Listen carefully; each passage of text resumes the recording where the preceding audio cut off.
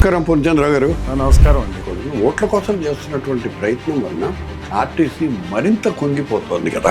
ముఖ్యమంత్రి అభ్యర్థుల యొక్క ఏకైక లక్ష్యం ఏంటంటే అధికారంలోకి రావడం. వీళ్ళకి రాష్ట్రం ఏమైపోతుందనే మీ ఆలోచన విధానాన్ని మార్చేసినటువంటివి ఏమైనా ఉన్నాయా? ఆ వంగవీటి మోహన్ రంగా హత్య తర్వాత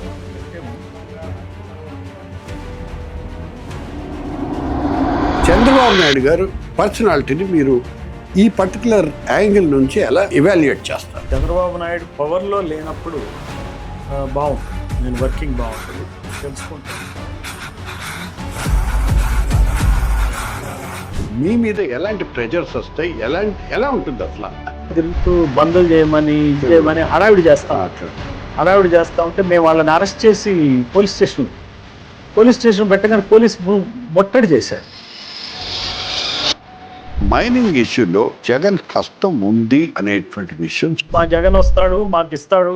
వైఎస్ మేనల్ని అరెస్ట్ చేసినట్టు నా పాలు గుర్తు. ఫైరింగ్ ఇన్సిడెంట్ ఏంటంటే నాకు